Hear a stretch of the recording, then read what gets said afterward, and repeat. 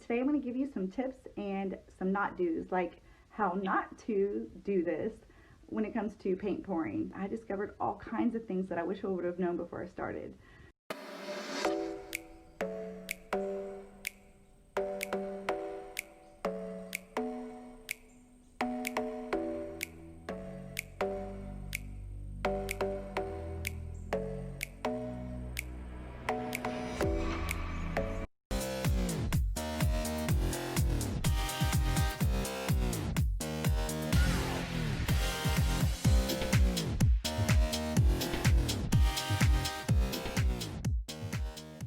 Okay, so here are my examples of my first paint pouring experiences.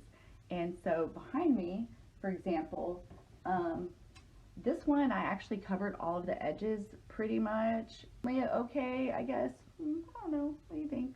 A little different, kind of messy. Here's number two.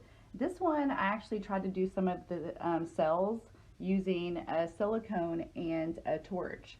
So, but I didn't cover all of the edges, and see how that just looks just incomplete, kind of.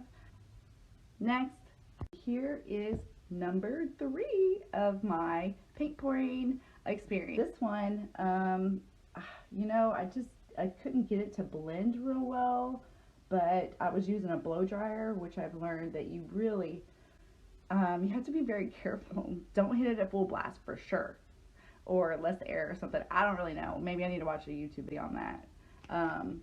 And I tried to do some of the cells. They didn't really work out very well.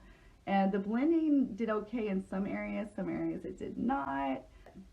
Number three, next. Okay, my final example, another one where it didn't go off the edges, and see how it just kind of looks incomplete. This one was actually done by my partner in crime and my favorite person in the world. So I more oversaw this project, but he did a really good job on the blending of colors, how they kind of came together. You can see. So, you know, I think we're improving for sure. Overall, like, it looks pretty good. I think it looks better than any of the other ones. So that's it. That's all that we did so far. Okay, so my tip number one is that paint pouring is so messy. So you want to make sure that you have an area that if you do get some over splatters from whatever technique that you're going to use, that it is covered.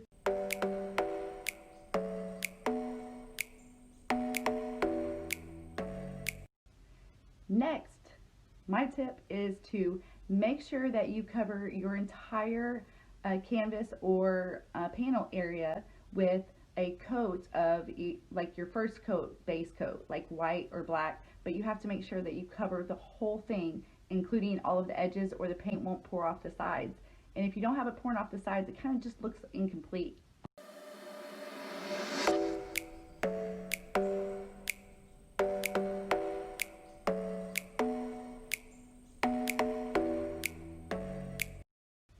Okay, tip number three, do not buy pre-mixed pour paint. As a beginner, you're going to waste so much paint. I bought the DecoArt, and it's an additive. You just add it to your regular paint, and it makes it the same consistency that you need to do pour painting. But no, this will just save you a lot of money. Just add pouring medium to your regular paints to get the consistency for pour paint.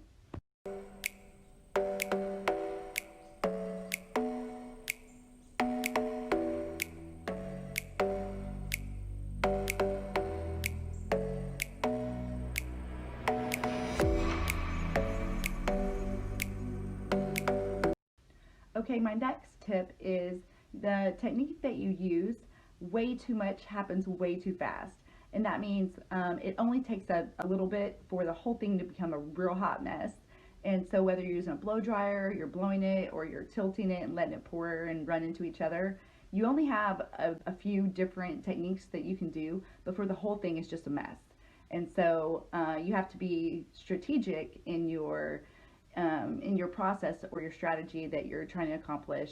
Okay, so my last tip for you before you start pouring paint is that be prepared that you're going to have a lot of drip off of your painting, and it's going to take a long time to dry. So I hope you have a lot of patience, because it's so thick and there's so much paint on it.